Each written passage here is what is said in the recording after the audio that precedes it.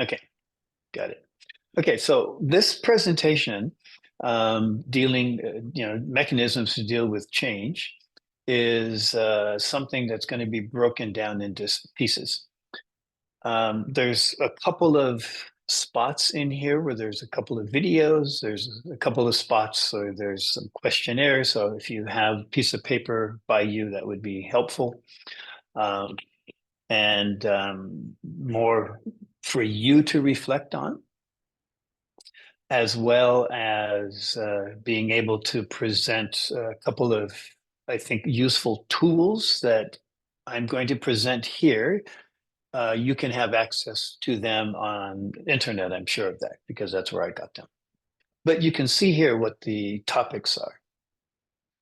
And to begin, I'm going to present the idea that when we look at resilience, of course, we got to deal with different dimensions of us, right? How our body is resilient, how our thinking is resilient or not, the social dimension of us. And I use the word imaginal here, not in the sense of imagination, but in a more concrete senses. I think that imaginal has to do with how we embody imagination. And I'll explain a little bit about that as we go through.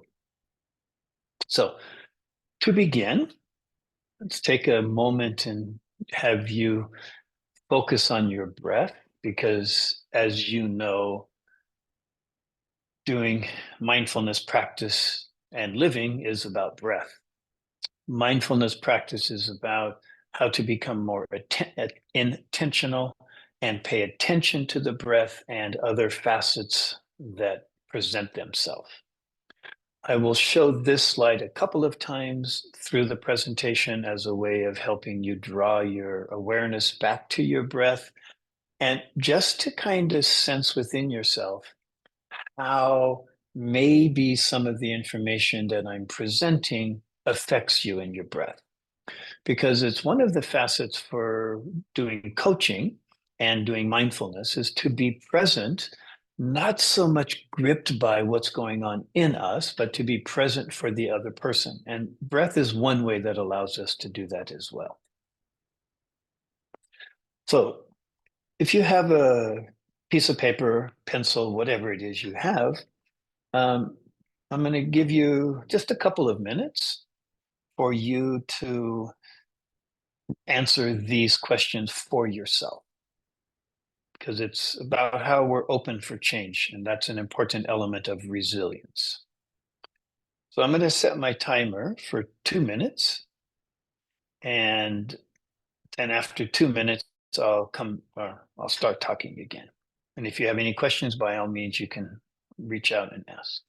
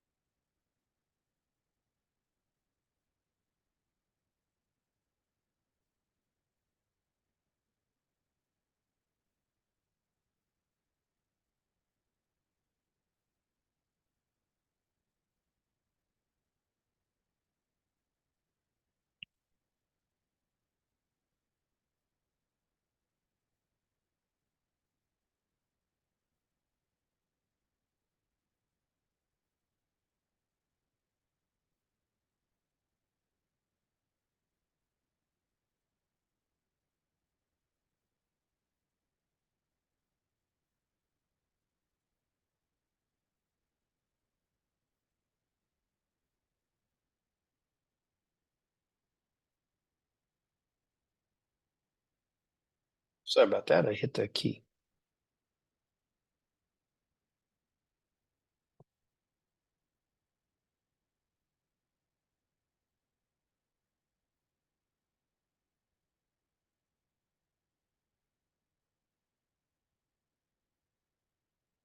Okay, 5 more seconds.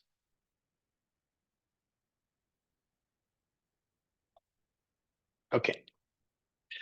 So what you, if you were looking at the screen, you could see that the idea is then you total up the points that you have, um, and then consider what points you have. So from 0 to 30, difficulties accepting change, 31 to 50, more open to it, and 50 to 70, you can embrace the change and you can initiate change.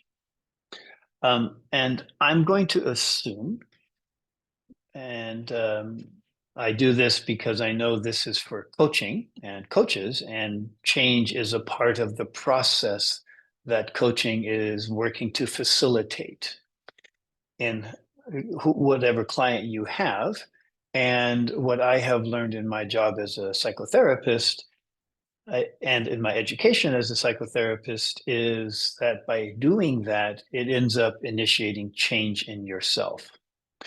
Because, sometimes some of the clients come to us and they think they want to change. And indeed, that's, why they come. And yet there may be resistances within them to change.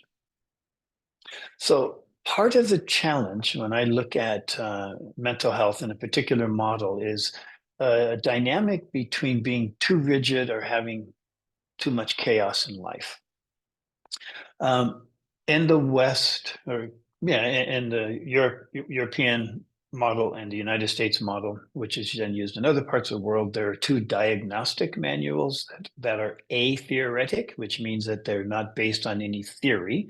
And this is the Diagnostic and Statistical Manual version 5 and International Classification of Diseases 10, I think 11 should be coming out. There are two other diagnostic manuals, but they're more from a psychoanalytic point of view. Again, one in Europe and one in the United States. But if you break down the mental disorders and the way that they're categorized, it's either a person is too rigid or there's too much chaos. So our ability to be flexible is an important and critical element for our being resilient in life. Part of our resilience has to do with how we think. And I'm looking at it not just from the point of view of what's going on in the brain, but I'm looking at it from the point of view of what normally we call mind. Because, what coaches try to do is to get people to change their mind about certain things, certain aspects, behaviors, dynamics in their life, maybe certain relationships. And of course, that has to change the brain because they're not separate entities. So, this is a question for you just to think of. When you think of mind, what is it that you think of? Right? How do you define this for yourself? What I'm going to propose is a definition that some of you may be aware of. But if we look just at this particular slide, first order is we're here and we just see or hear or feel or taste or feel inside of our body. There's no thought behind it. It's just now, present. And then it is something that we have the capacity to think about. What is it? Then we have a capacity to think about what others are thinking about us. So first, second, and third order dealing with cognition or mentalization. And we even can get to the point where, I can think, for example, about what Delita is thinking about me, thinking about her, right? So we can go to that level as well, but we'll keep it simple. And as we live in our life, of course, we think and feel our way through it. We're sentient, the sense that our body is in the whole, excuse me, our brain is in our whole body through the nervous system, and our senses and our feelings are how we live. And the brain as a structure, as an organism, needs stability, it wants stability, and it finds patterns even if there are no patterns. I don't know how many of you have ever sat and looked at clouds and been able to see patterns in clouds, little animals or whatever kinds of things it is, right? or something happens, two events or an event happens, and you go, wow, that was meaningful. And so we create the sense of meaning, or there is meaning there.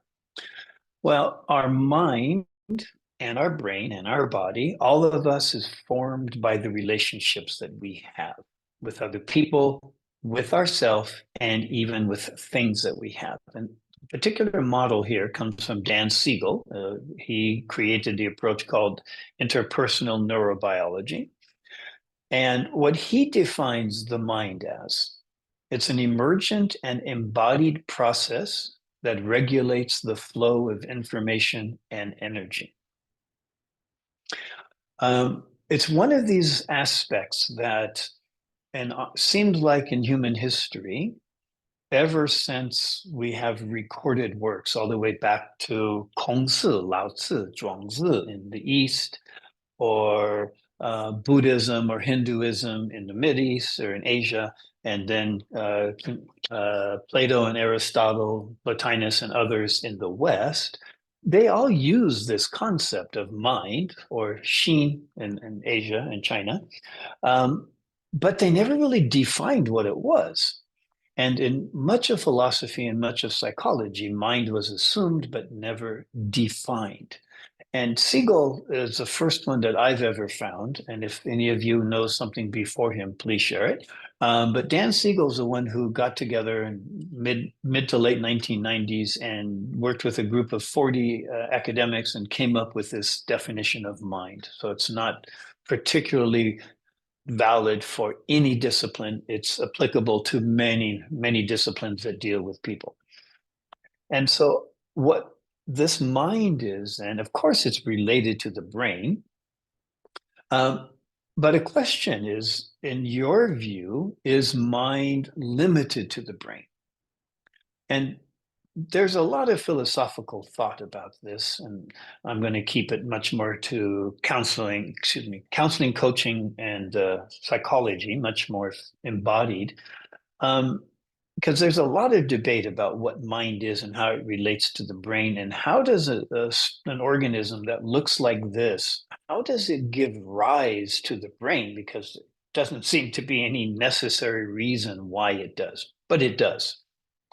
And some people, the current term, of course, is more consciousness. But nonetheless, what happens as our brain develops, we grow, our brain does it automatically through a process that's called neuroplasticity, and we grow neurological connections. If you look at on the left-hand side of the picture, that's a dendrite, a nerve axon, and each one of the spikes will have thousands, if not more, connections branching off from them. And the space in between, as you see on the right-hand side, is a synapse. So there's a process, of course, of whatever is happening outside. In that case, there's a sound wave that hits the ear, then that travels through mechanical processes into the brain, through electrical processes, and then it floods chemical processes to go to another nerve, and that's how it transmits. And as we develop, our mind and our brain become structured. And yet it's something that it's plastic. When we learn something new, we change it. However, what research has demonstrated is there are two different systems or processes that happen in our brain. One of them, and this is from the works of Daniel Kahneman, Thinking Slow and Fast, is that there's this 95% of us is quick, right? It's unconscious, it's associative. We don't think about it. This is intuition and instinct. The system two he calls rational thinking, 5%, which is slow, takes a lot of effort, and it literally it tires us out. I'm assuming all of you have learned more than one language, and how tiring, physically, literally tiring that is to be that focused at it.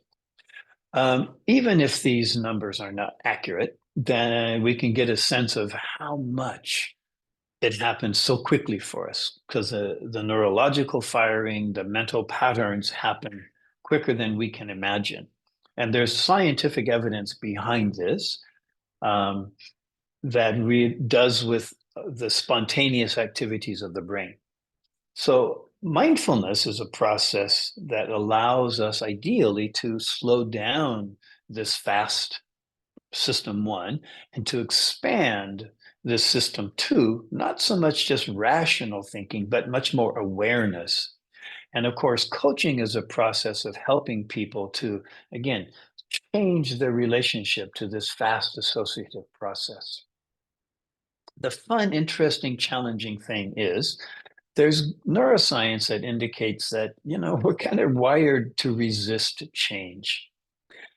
Of course, there are new models about this, but we have to really consider what is it within us and within people that who come to want to work with us as coaches, whatever role you're in, that makes it hard to change. And just briefly, part of the changes has to do with the structure that used to be called the limbic region, and that's the center part of the brain you can see here in color. But even the idea of the limbic region has changed because this region of the brain is connected to every other part of the brain, and there's no clear scientific demarcation. However, they're pretty clear, the structures. So we see then that part of the brain, this deeper structure of the brain, is about fear, and it's about time, about learning, about the habits, and even our sense of failure. Well, again, neuroscience is changing, but some of these concepts about the deeper structures of the brain are valid. So I'm going to read this little poem to you. Maybe some of you have heard it before. My name is Sarah. I am but 3. My eyes are swollen. I cannot see. I must be stupid. I must be bad. What else could have made my daddy so mad? I wish I were better. I wish I weren't ugly. Then maybe my mommy would still want to love me. So within that, can you recall some of your experiences growing up and how that shaped you? And how your life process and hopefully your coaching experience and education has helped you to shift some of that. Because even with coaching, the goal isn't to go back into the past like a therapist or counselor would do and dig stuff up, but sometimes there may be elements from the past that become relevant in the present. So we're dealing with facets in the present. And the structures of the brain and the mind are such that even though they're laid down in the past, they're impacting the present moment. So often what happens, there's 2 ways of looking at how information moves within us. One of them is top down and the other one's bottom up. And bottom up processes comes from what we take into the body that our body is experiencing. It passes through the brainstem up to, again, this limbic region to the top part of the neocortex, and there's all kind of cortical structures in our brain. And again, this is a definition based on a guy by the name of McLean. There's a tripartite brain, which has really been rethought, but I use this because I think there's some validity in it. And we have to be aware that some of what happens when we think of change or when we see something about change is our body may feel unsafe. And so that sends information to our brain. It does it through the vagus nerve. And as it travels up the brain, and then, we may be impacted by it. And our ability to slow that process down, to become more aware of it, is what coaching and mindfulness practices are about. So then what we can do is begin to assert a top-down impact.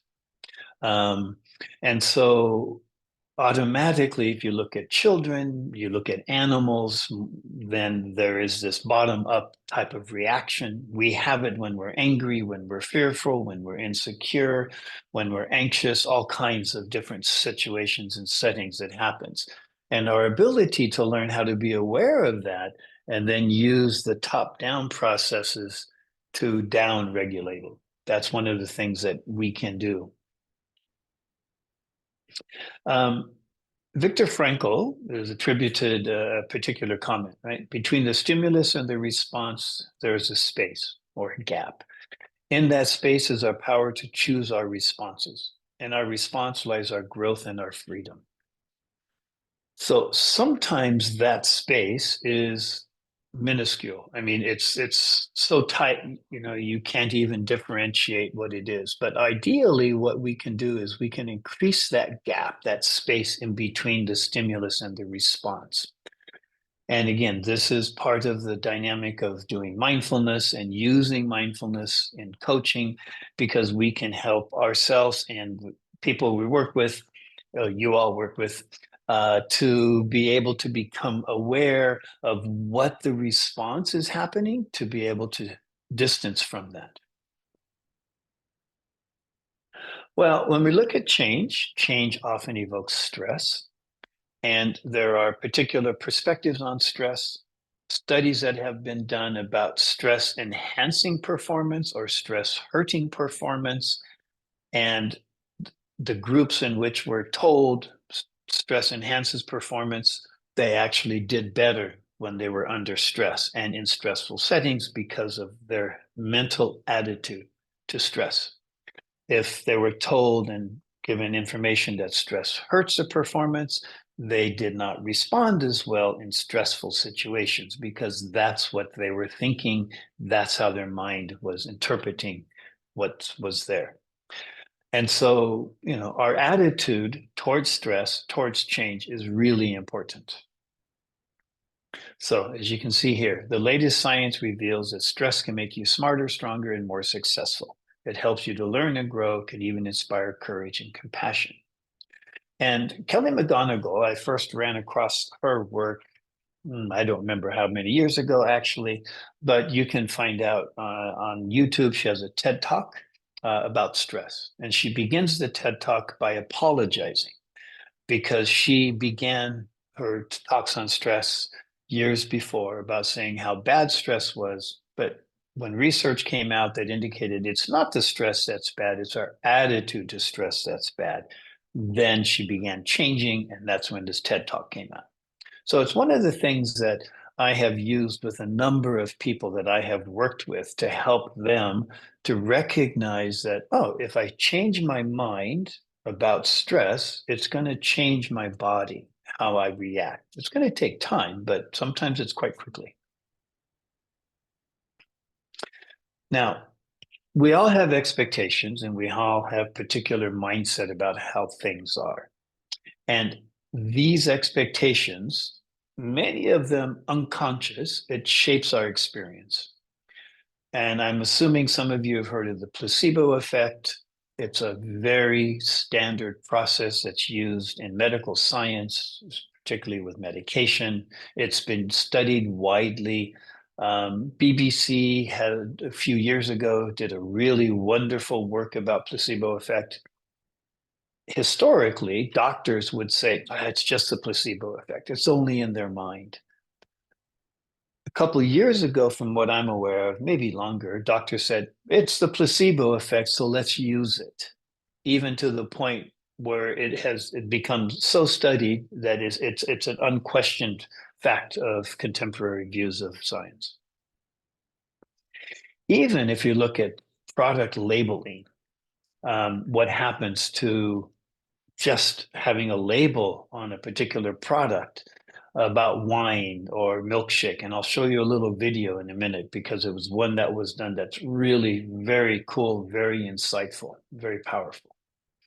Also, the abilities that we have and the capabilities that we have, as well as how we view the challenges and hesitations in particular settings. And again, with coaching clients, our ability as coaches to be able to recognize some of these aspects, then we can use that and prompt and or even provide education for clients. Okay, in this video, I'm gonna have to find out. You're gonna need to let me know if you can hear or you cannot hear, because I know I will be able to hear it through this, but I am not sure if you will be able to hear it. So I'll start it, and then somebody please let me know if you can hear it.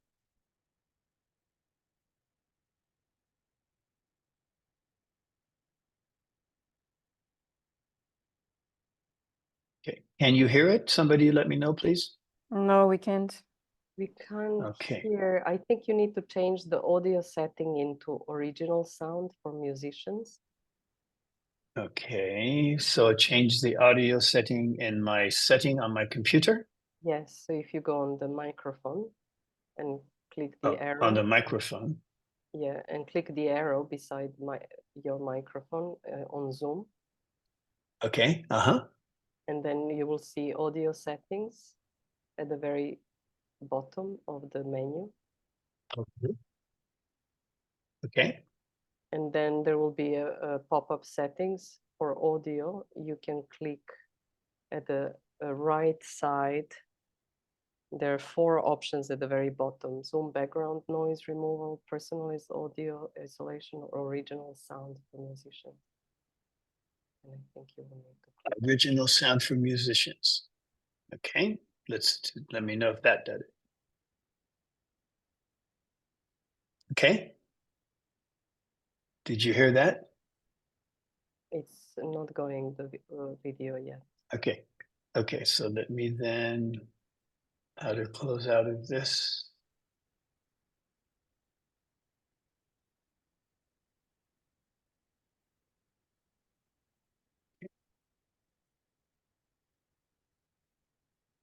I'll start it again.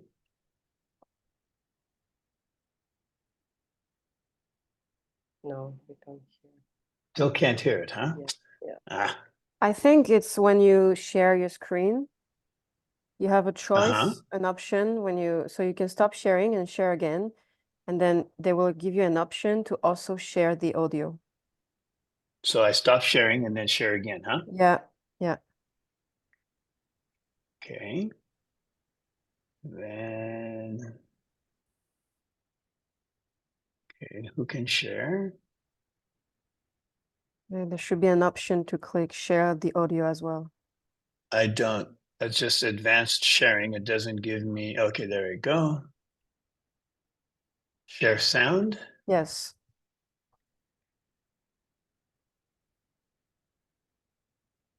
This moment. Yes, that works. Cool. Thank you, Julian. That kind of intimate tete-a-tete with the nutritional label, trying to discern, are you good or are you bad? But here's the thing you probably haven't considered. Labels are not just labels. They evoke a set of beliefs. That's Aaliyah Crum. See, Crum had spent years studying the placebo effect, and she figured that food labels might work the same way. And so to test her idea, Crum created a huge batch of milkshakes.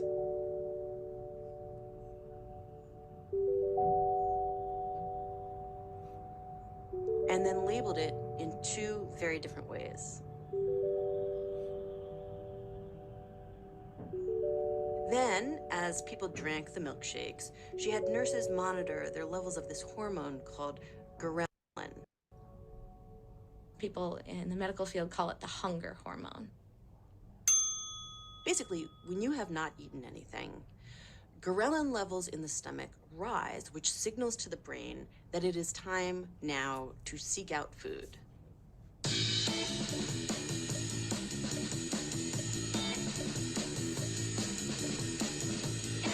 I like the rock and roll music and I like to dance the cha-cha-cha. I like the rock and roll music and I like to dance the cha-cha-cha. I got the mambo fever and I like to sing a But after that rise, say you have a big meal. Ghrelin levels are going to drop a lot. And what that does is it signals to the mind, you've had enough here, and I'm going to start revving up the metabolism so we can burn the calories that were just ingested. But Crum discovered that those who believed they were drinking the indulgent shake responded as if their bodies had eaten 3 times more. So what people believed about their milkshake came true. If they thought it was fattening, they felt they'd eaten more, and their digestion was affected. Their ghrelin levels dropped 3 times more. So to summarize, you may be able to change your metabolism with your mind.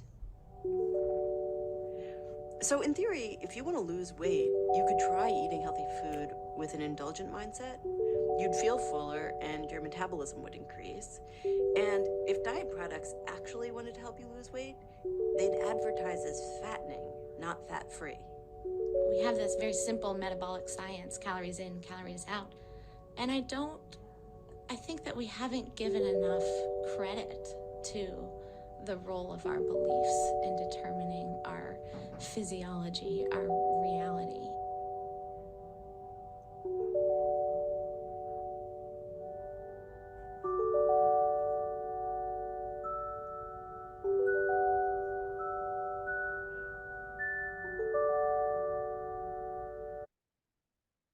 Has not had this moment.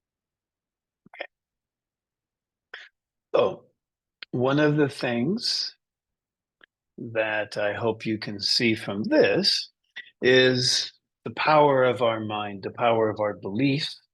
And when we're dealing with change, whether we want to change or we don't want to change, our beliefs, our attitudes become quite significant.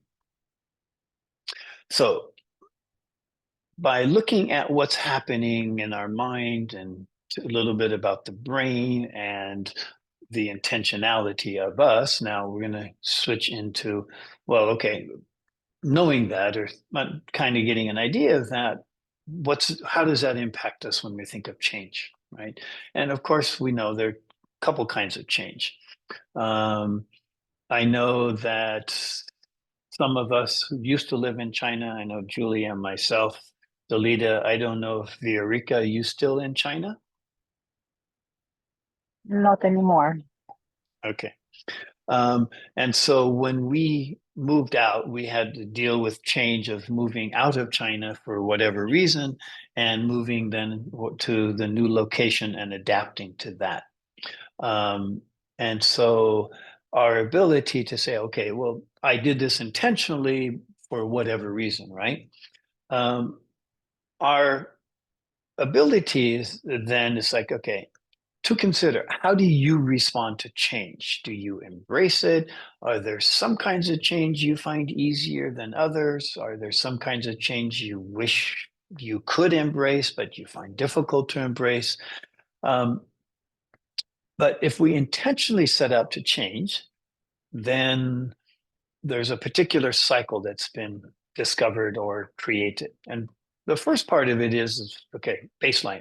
I'm just starting here. I don't really know that I need to change, but well, maybe in relationship with my partner or in this new country, or I want this new job or something. Okay, let me think about it. I'm not sure I want it, but okay, I'll think about it. It's like, well, okay, I do guess it would be okay. Let me really look at it. Okay, let me begin to act on it. Okay, then let me really deepen this change. And then often what will happen is we'll fall back, we'll relapse. But as you notice in the middle here, it's usually an upward spiral. That's the ideal, right? You may find in yourself and or working with coaching clients that they begin to initiate some kind of a change that they've come up with or that may have been hinted to them. They do it and then they fall back and they may feel disgusted or disappointed or sad or whatever it may be. But again, that's a normal process because it's not just about changing, behavior. It's changing mind, and that mind change has to work to change the brain, which changes the physiology, which changes the way of being in the world. So it's really helpful if you have clients working to change to kind of mention this to them, right? That this is one of the things that happened with change. If somebody has, how to break a particular habit, right? If you notice there's a cue, some craving, a response, and a reward. And ideally, the people who come for coaching are motivated. They want to change. They're looking for it, but they may find particular habits that they have that impact them. And so again, our ability to acknowledge it, admits that, yeah, this is normal. You may make change for a while and then you fall back. Okay, that's fine. But have you fallen as far back, right? That's the thing that hopefully they can avoid. Well, it's different, it's saying I want to change, and it's like, oh heck, I have to change. I don't want this, but I need to, right? It's imposed by whatever particular reason, something outside or factors inside, or relationally, right? And in this, there may be some kind of a shock. I don't want to do it. I'm really hesitant to do it. I'm frightened of doing it. What we can do at that time, a mechanism to help us, is to do a SWOT analysis, to analyze what's our strength, what's our weakness, what's the opportunities, and what's the threats of me doing this, right? Because this initial shock is something that it may last for a day, it may last for a week. It depends on the individual and what the change is. It's normal that we have some kind of emotion about it, right? So through coaching and through mindfulness practices, the capacity to express it, even to label it, I am feeling really angry right now. I'm feeling really disappointed. I'm feeling really vulnerable. I'm feeling whatever. We can accept it and then speaking it, even to ourselves, or if we're in relationship to somebody, to verbalize it. And by doing that, then it helps us to manage it a little bit more. And then we can kind of focus on it, right? Because capacity that we have as people is to ignore and suppress and deny our emotions. And or a challenge that happens sometimes in mindfulness is, oh, I'm feeling anxious. Oh, there's my anxiety. Okay, let me let my anxiety go because I should be beyond anxiety. Oh, there's my anxiety again. Oh, that's okay. Just breathe and let it go. And that becomes kind of problematic because then we're not really attending to what that anxiety is trying to let us know in the moment it's there. And as a stage of reacting to change, part of it is, okay, to come to terms with the new normal, whatever it may be. All of us lived through COVID. All of us were in China. I think, Chile, I'm assuming you're in China, right? Yes, I am living in Okay. China now. In Beijing or In Shanghai. in Shanghai? Okay. So you had an experience, if you were in Shanghai at the time, you had an experience that we didn't have because I know all of us, the others of us here lived in Beijing. We didn't have the same kind of lockdowns as they had in Shanghai and in other cities. But nonetheless, we had to come to grips with whatever the new normal was and then to begin to think, okay, is there anything good in this? Because we have to make choices, and what's the best way to manage this change and to deal with it, right? And part of it, of course, is if we can accept that and move forward with it. And that's part of the process of us as a species, because there are many things that happen that we don't anticipate, we don't want, and our ability to be resilient moves us forward. And part of this, we can come to grips with it and think about this mechanism of making a mission statement. How am I going to use this situation to my advantage? Can I use it to my advantage?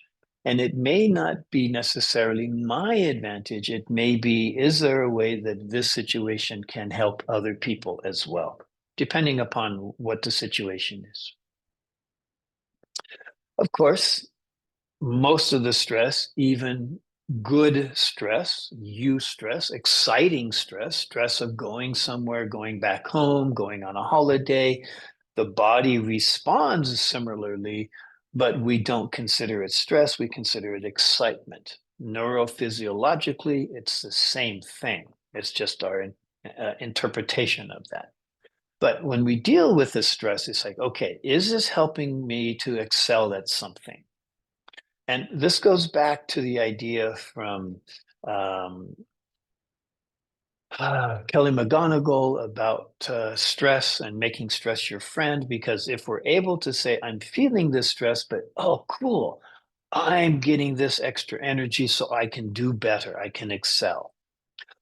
Or it may be saying, okay, I just have to put up with this, right? I have this stress because of it, but I'm going to endure it because the only thing constant in life is change. Sometimes it doesn't change fast enough for us, but it will eventually change. Is this stress trying to get you to empathize with a colleague or family member, right? Because our capacity for empathy, and there are particular views in neuroscience of something called mirror neurons, that we see somebody in distress, we mirror that and we experience it. That's the neurological basis of empathy. Or maybe the stress is really helping us to see we need to get out, right? And again, this is why it's important that you all as coaches, can identify your stress.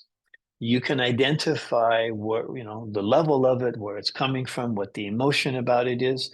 And even with, people you're coaching, because sometimes they may need to get out of situations, right? It could be a work situation. I know for myself, my wife, Deborah, and I left China in December 2022 after the government said, okay, open up, get COVID, go back to work. Doesn't really matter. We left because we felt it wasn't healthy for us in many ways. And so again, our ability to recognize what is stress really helping us to do. Well, we can deal with change and stress by saying, I'm stressed. Okay, yeah, I'm stressed. It's a normal, healthy, physiological, neurological behavior. It depends again on our attitude to stress and how much the stress is and how we're able to deal with it. We can look at what it is we expect and need and not our fear. Or we can do like some Buddhists say, is don't wait till the fear is gone, act with your fear, right? To say, yes, I'm afraid, but I'm going to do it anyways. Obviously, we have a choice. Many people live and they don't accept what happened. They resent what happened. They're guilty about what happened. They're shamed about what happened. But if we're able to go, that happened. Yes, I can do better. I want to do better. And then let me work more towards the future. That's our capacity. But because the brain as an organism and the body is more slow to change, it may take longer. And that's sometimes a good source of frustration. It's one of these things that lots of people have this feeling of nostalgia. Oh, it used to be like this, or I used to could, right? I used to be able to, instead of going, well, yeah, that's the past. And I know that the only thing's constant is change in my body, in the world, and what can I do to embrace it, right?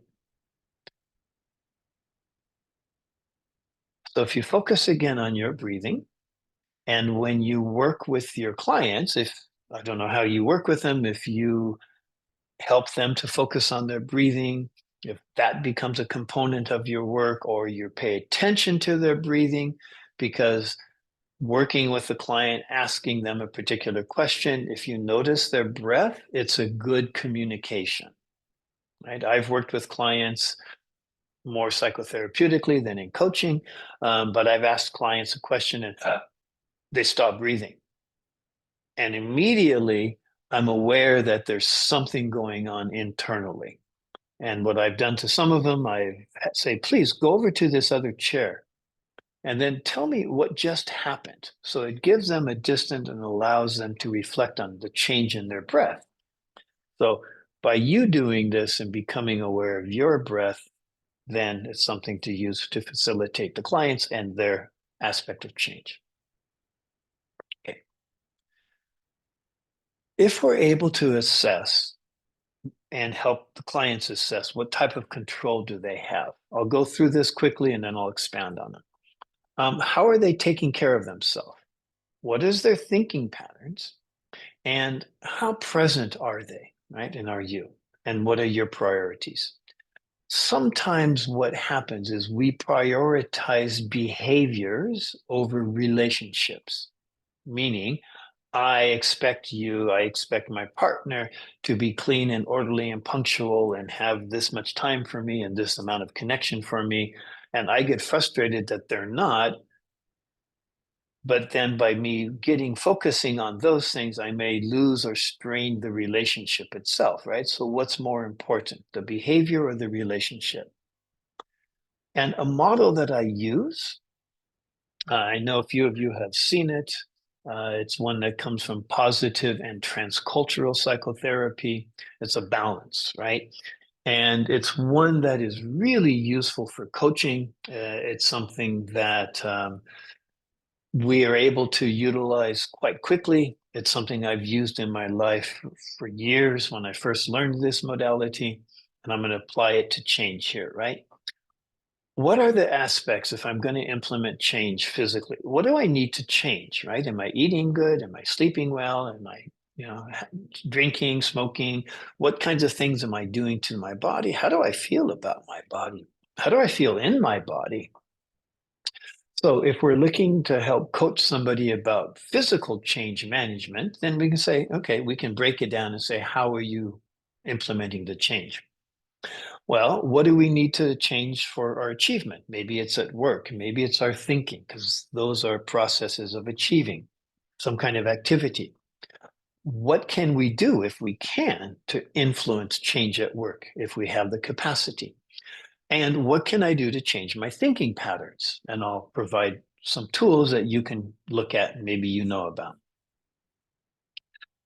What can we do for our social contacts, right?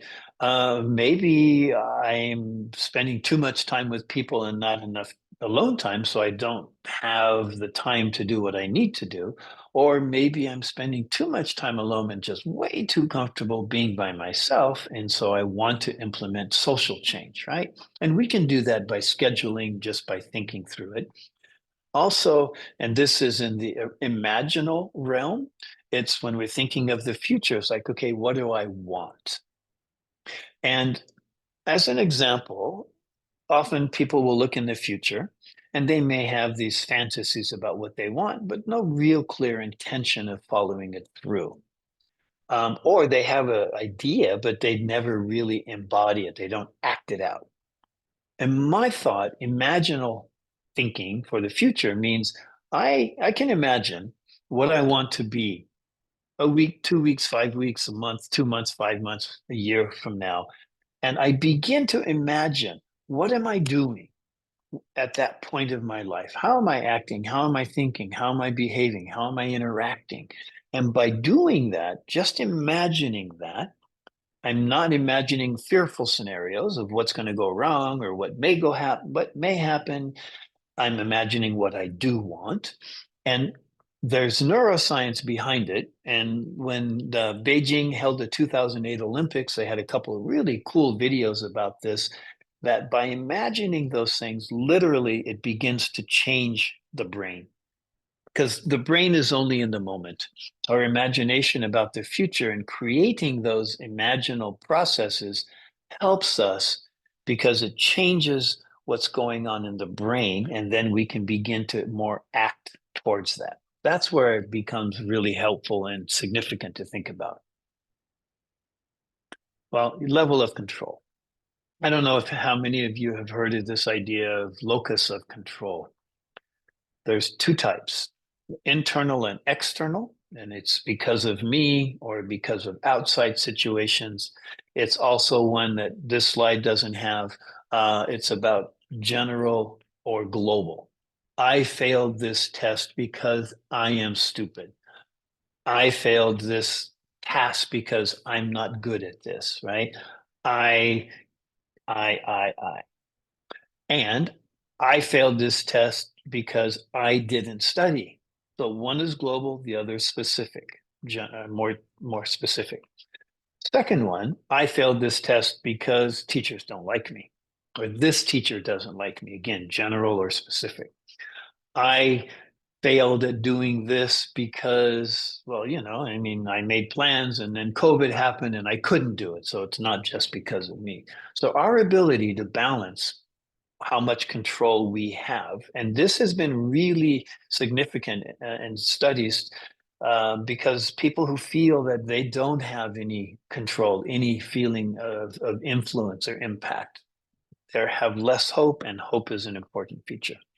But our ability to recognize and to differentiate what can you change, what can you influence, and what do you need to accept, right? Because sometimes we hope we can change something, we try and we realize we can't.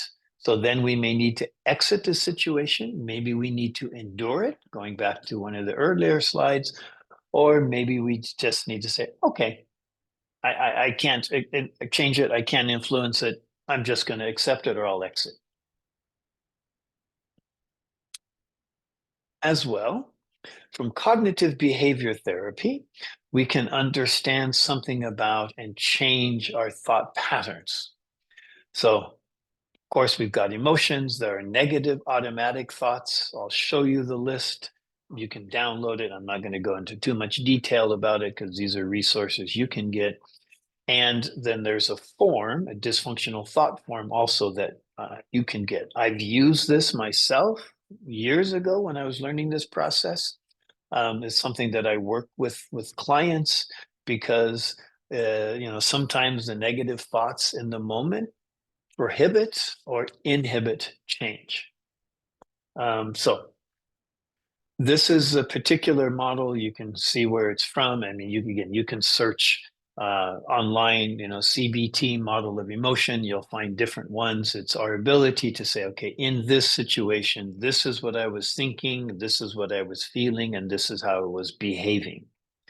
And sometimes, depending on the coaching work that you're doing, if you find it relevant, you can help the person by having them break this down. Essentially, what it is, it's a tool for mindfulness, because we're beginning to help the individual to be aware, in this situation, this is what's going on. Why? How am I responding? Because this stuff happens so quickly, because the neurophysiological reactions happen faster than we are aware. Going back to the comment by Viktor Frankl, right? Between the stimulus and the response, there's a space.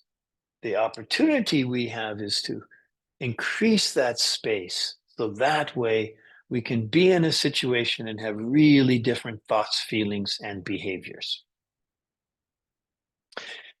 Here you can see, and this is the negative automatic thinking patterns that maybe you have at sometimes. You can identify these when I've worked with clients, and I hear that from them, right? Or I can't do this, or, they're thinking this about me, or this is how it's going to be, or, I should do this, but I'm not doing this. Then what I'll do is I'll draw their attention to this thinking pattern and have them just initially become aware. How often does it happen? Right? Because part of the change process, I don't know that I'm going to change. I don't even think I need to change. Oh, well, maybe. Okay, yeah, sure, I'm changing. Okay, let me embrace change. While I'm changing, oh my gosh, I'm going to fall back, right? That's that cycle of change. And with these thinking patterns and helping clients identify them, we can help them by working to change. And what I have learned in my own life and many people, it happens automatically. Oh, I become aware of it. Well, I see how often it happens. My goodness, it happens so much. It didn't happen like this before. Well, really, it did. I just wasn't aware of it. And now I'm more aware of it, and eventually it stops happening. And when it does happen, it's so quick, and we're able to go, yeah, I can't read their mind. I don't know what they're thinking about me, right? So we're able to do that. And by doing that, here's a sheet that, again, if you find useful for yourself or clients, to help break this down, because it's something in the moment, right? It's not something based on their past. It's something that's happening now. And by using this worksheet, you can, again, just search it online. You can break it down and identifying using particular questions. So if you notice on this slide, A is these types of negative thinking patterns, and B are a series of questions we can ask or have the individual ask themselves. And what I have done and what I do is, depending on the person, I'll give them this and I'll tell them, write it out. Find the situation. What's the feeling? What's the emotion behind it? What's your behavior? What's the negative thinking pattern? And by doing this, it helps them to change their thoughts, right? Because the brain will pop up these thoughts and then we're kind of caught by it. Another thing that can happen, and this is one that you can use since this is being recorded. People have access to it. This comes from positive and transcultural psychotherapy, and it's more for relational interactions. What was happening, how I reacted, how I felt, and how would I like to be different, right? Maybe I'm having an argument with my neighbor. Maybe I'm having an argument with my partner and I don't want to, but this is the situation. These are the things that automatically happen. And then by recognizing, okay, I want to change, let me imagine a future and this is how I want to be, then we help to facilitate that change in ourselves. And of course, mindfulness, right? I'm not going to go much in this because I'm assuming if you're doing mindfulness coaching, you have a sense of the value of mindfulness and what it can do for you.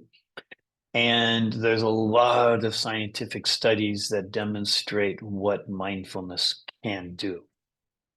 A challenge, I mentioned it earlier, I'll express it again. A challenge with mindfulness is if we're engaging in mindfulness and we think, oh, I'm feeling anxious. Okay, I'm anxious. Let me just breathe through it and let go of anxiety. Oh, I'm angry. Oh, let me just feel the anger. Oh, I should be above it. That process sometimes has been considered to be spiritual bypassing. It's one of the terms. I'm bypassing my feelings instead of really focusing on it, paying attention to it. Doesn't mean I have to give into it, but it means somehow, I'm aware, it's present, and I'm going to be curious about it.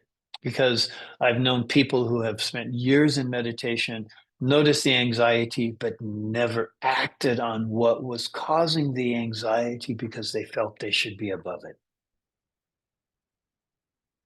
All right. How many of you have heard anything about the idea of mindset? Have any of you? If you have, just say yes. Growth mindset. Yes. Yep. Yeah. Okay. So I'm not going to go quickly or too deeply in this end because having a growth mindset is something that's very common nowadays. It's researched by a woman named Carol Dweck. How familiar you may be with it. But here's a little quiz for you. And again, you can have your piece of paper and on this piece of paper, write down one and then your answer and number all of these to write down your answers. And again, I'll give you a couple of minutes to do this.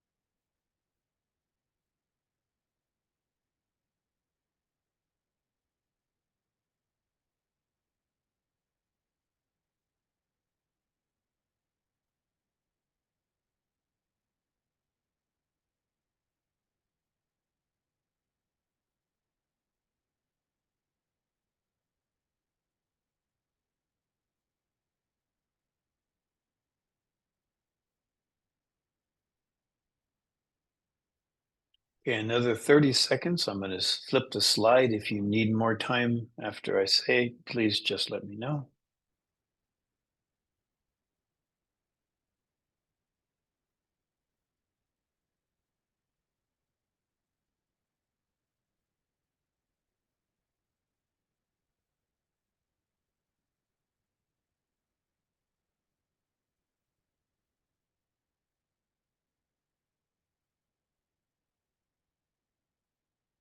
Okay, I'm going to move the slide. And for you then, take a minute and or just kind of score yourself. If you notice 1, 3, 5, and 7, these are the scores. 2, 4, 6, 8, these are the scores. And again, you get a total. The higher the total, the more open you are, and you're more open and growth mindset you have.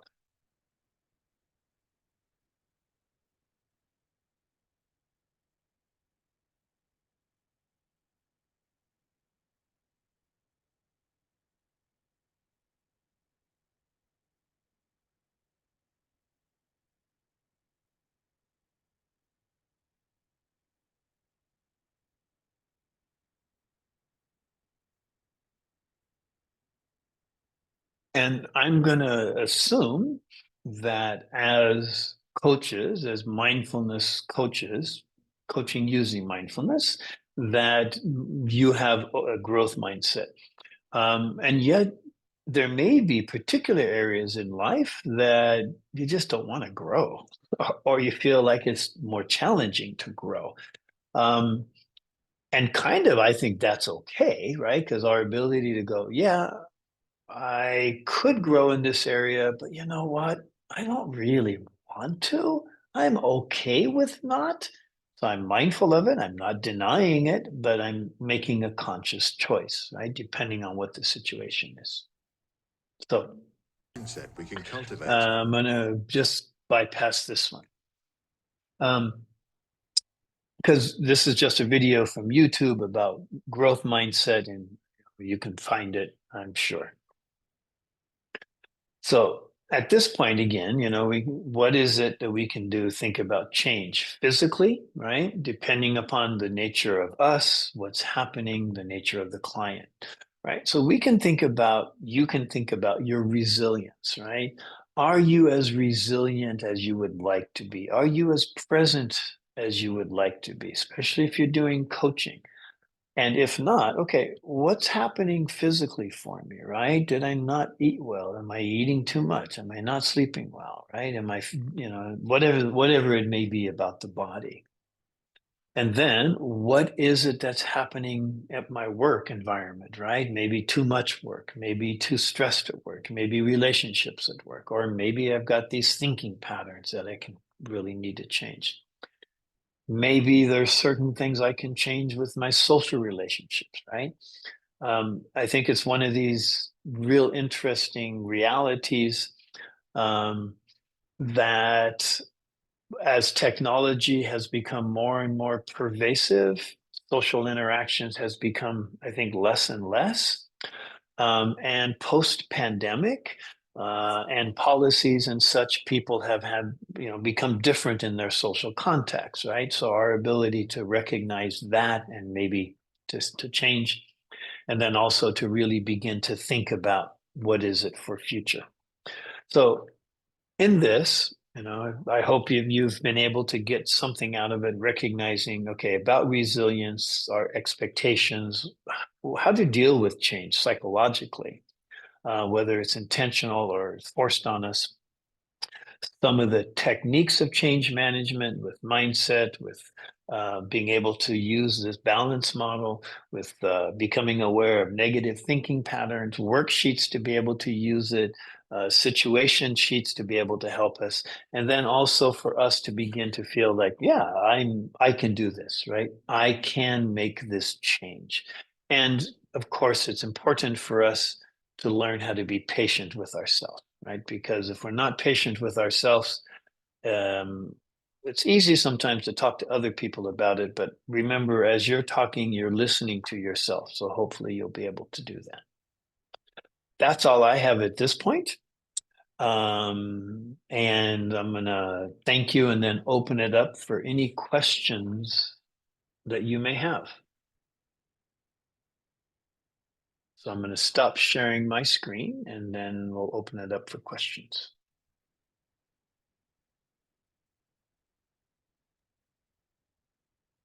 Thank you so much, Theo, for such a journey on all options, how we can have insight in how the dealing with change, or what our clients are going through when dealing with change. And I can really see that from the perspective of coaching, this is really addressing the competency of listening actively, because these subtle cues, verbal cues on what is really the client sharing with us is so important. And then applying, of course, different methods and everything. So in coaching, we have something where we say, if the client is not going through the change within a certain period of time, let's say, and suggested time is maybe 3 months, depending on how many sessions we have. Let's say we had maybe 5 to 6 sessions, that we first either need to ask ourselves, am I the right coach for the person, or does this person need a therapy, depending on the level of issues basically that they are dealing with, especially when it comes close to trauma and so on. So are there any signs where you could tell us that, like at which point can we really be very careful and to confirm this when somebody is, because you were mentioning something about this, like there is either very strong rigidity or too much chaos, like a lot of flexibility, right? Like, can you give some examples on how to see that would go into the therapy spectrum so that we are a little bit more equipped with that? Yeah, I think if you're working with a client who hasn't implemented the change and they say that they want to, but let's say that they're anxious about it, right? And they mention that they're anxious about it. It may be such that this anxiety manifests itself in a particular way. And I think we have to differentiate the physical anxiety and the worrying or the cognitive aspect of anxiety. Because sometimes by dealing with the physical part of anxiety, the person really wants to change. They know that they want to change, but their body keeps interfering, right? Because of something in their past. Then to have a discussion about their anxiety. So it may be then that, you say, well, okay, have you talked to, have you ever talked to a therapist about your anxiety, right? Or have you ever got support to look at anxiety? Because the anxiety may be specific, related to this kind of change, or it may be global, right, related to many other facets. If it's also, let's say somebody comes and they notice that they're feeling depressed, right? So they say, yeah, I really want to change, but I'm just so tired, I don't have the energy. And so there's this conflict between what they would like and their behaviors. Then again, it's like, well, okay, is this something, do you feel that is impacting you, right? Have you ever talked to a counselor about this? So I think, for those two particular cases, at least that's what comes to my mind. Thank you so much. So it's basically understanding of what other efforts has the client made to really address the behavior, and they might say at that point, yes, I actually work with a therapist as well, which quite often happens in my case, right? Okay. Thank you. Yeah. So much.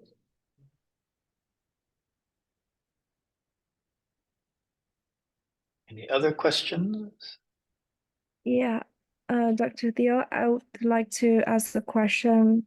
I see that you used the example you just mentioned that if somebody have this depression and maybe they want to change their behavior, but they want to change in their mind, but the behavior just stay as what they are now, and they're not able to change. And I think if I'm from the mindful coach side perspective, I will kind of see it as the body doesn't want to change. The body have its own mind, or the body have its own agenda. And for sure, I would say it's a behavior, but I kind of feel like this body have a lot of information for us to take as well.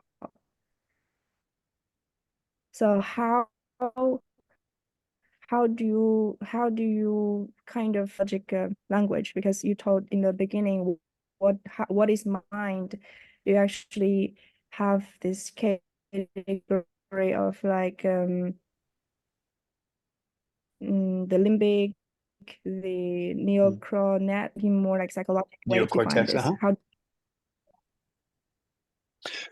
Yeah, well, I think the way that my mind is processing what you're saying, Qilin, is a difference of bottom-up processing, right? Because if we let the body determine what's going to happen to us, then it's like, okay, I'm feeling this in my body, therefore it's a bottom-up processing. Our capacity as humans, and this is where it depends, and there's a good, interesting book. It's called The Brain That Changes Itself. So it doesn't deal with mind, but it just deals with the brain and how the top part of the brain helps to change. On the other hand, what I'm hearing from you is that the body has its own mind. Well, in one hand, sure. I mean, literally, there's a talk about the gut mind, right? That the intestines, the gut has a thought of its own. And yet, our ability to recognize everything changes. The physical body and the particular mind of the body, to use your terms, it takes slower to change because it's matter. It's physical, electrochemical matter. And yet, through using the idea of the mind, its ability to do this, it's not just neuroplasticity, that's an automatic process that happens. It's called self-directed neuroplasticity, right? If a person, a client is depressed and they feel it in their body, what we can help them to do is to distance and observe. Oh, my body is feeling this in this situation. Because by doing that, then, depending on the level of what's happening with them, then they're able to go, oh, I see, I understand. My body doesn't want to do this, but I want to do this. So what do I need to do to help bring that about? Right? So that's the idea of self-directed neuroplasticity. And that's how mindfulness practices also helps, right? With changing behavior patterns, right? I don't want to bite my fingernails anymore. Well, I do it and then I become aware of it. And then I start like this and then I stop and then I don't bite anymore. And I'm directing that process of change.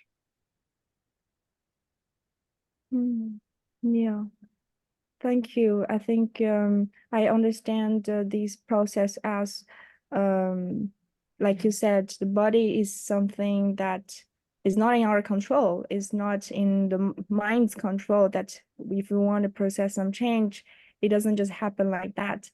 I can also see in my practice that for our minds to observe this body, what's going on there, the first step is to allow it to happen, to accept it instead of facilitate change. First is to see it as what it is, and to build the connection. And later we talk about how can we actually change based on the acceptance. Yeah, that's right.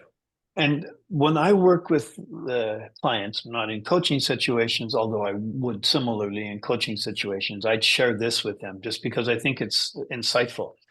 In China, there were two dominant schools of Chan Buddhism, Northern Chan and Southern Chan, right? Zen Buddhism. Northern Chan Buddhism believed enlightenment happened slowly. Southern Chan Buddhism under Huineng believed enlightenment happened quickly. So sometimes some clients in some situations, they may change immediately, right? Others, it's going to take time. Mm, yeah, So that's interesting. They just separate believing. They don't.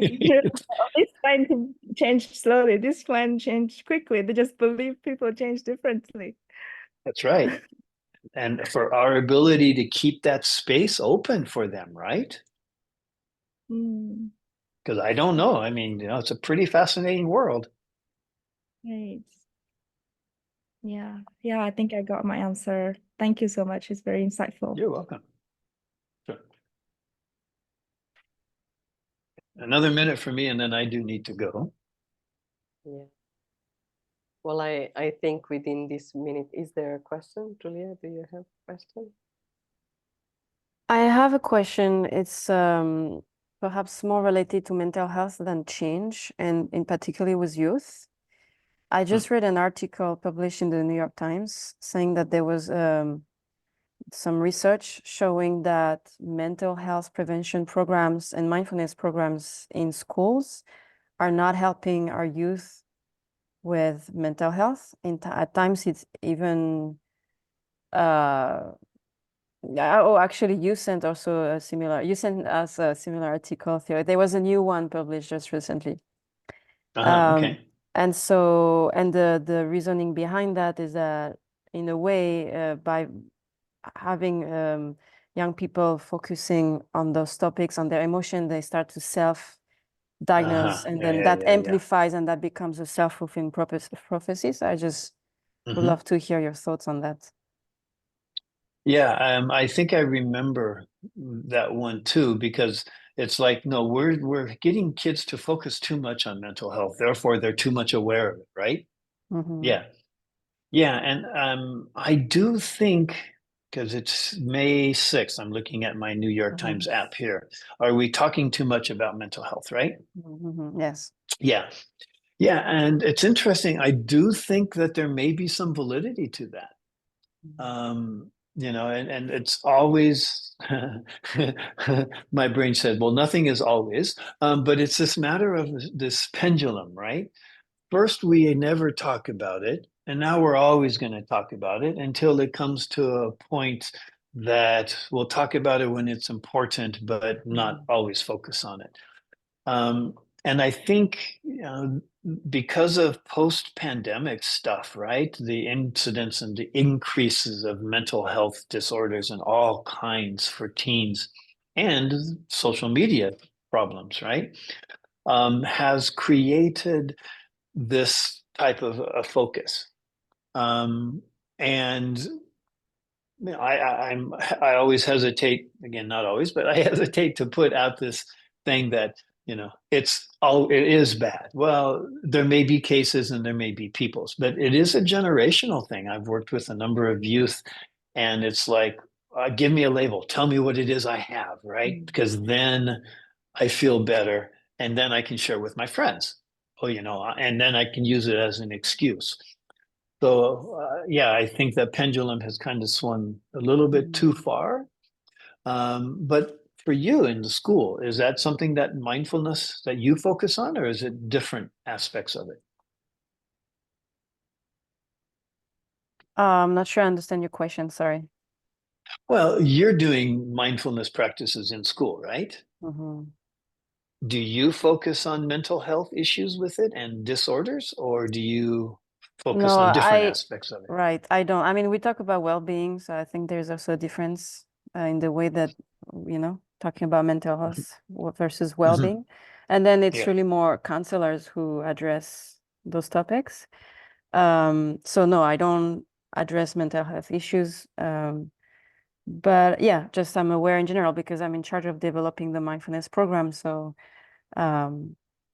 just that's something to take into consideration, right? Yeah, yeah, yeah. And I do think part of the unfortunate reality is we're living at a time where, and I've read this elsewhere, so it's not my thinking, where the Americanization of the psyche has taken place. And that is that all of these things which people used to live with before were normal facets of life. Whatever it is about American mental health processes is let's pathologize them. Let's say they're bad, right? And let's focus on them instead of going, yeah, I mean, really, and this comes from this positive and transcultural psychotherapy. If I'm not anxious or if I'm not depressed sometime in my life, I'm not normal, right? Those are normal and at times really healthy responses to reality. So I think we're living in that pathological Right. pathologization of mental reality. Yeah, I see. And going back to your question on if we focus on mental health or not, maybe it's not mentioned like that, but the whole secular mindfulness that has been brought to school comes from the MBSR, John Kabat-Zinn, and it's mental mindfulness-based stress reduction. So it's there's this idea that we're going to reduce stress. Yep. And so now we're going back into where, hold on, stress is actually a good thing. Yep. It's really how you manage it. So I think this is a very important message. That's why I like the idea of the model that I use is more stress surfing, right? Let me use this energy of stress and somehow ride that energy and see what is it that's causing me this stress, because maybe I can go to a different wave. Yeah. Okay. Thank you. Yeah. Thank you, Theo. Sure. Thank you for the question. Wonderful. On that note, maybe concluding this conversation, just to announce that we have been really talking about stress surfing in coaching, and this is something that we are preparing for the community, and really looking at how this model can actually be applied into coaching, and specifically to make it an accredited program. ICF accredited program. So a lot of good things coming up from this, and I really appreciate your willingness not only to show up today, but to also call me and remind me that the session is happening. And Sure. yes, I'm also grateful for everyone showing up and bringing great questions. So let's keep the conversation going, and looking forward to welcoming you again, Dr. Theo, for some more insights on how to bridge. My pleasure. Enjoyed being here with you all as you guys, I don't know, Viorica, wherever you are, is your day starting like theirs is or ending like mine is? Mine is starting, and sorry, I was in transit for part of the session, but I followed. I'm at yoga now. I'm about to start a session. But yeah, okay. I'm in Bangkok, so it's the morning. Oh, okay. So you all have a good day. I hope to have a good night. It's Friday night. All right. All right. Have a good night. Theo. Nice seeing you all. Thank Take you. care, you all. Bye-bye. Night.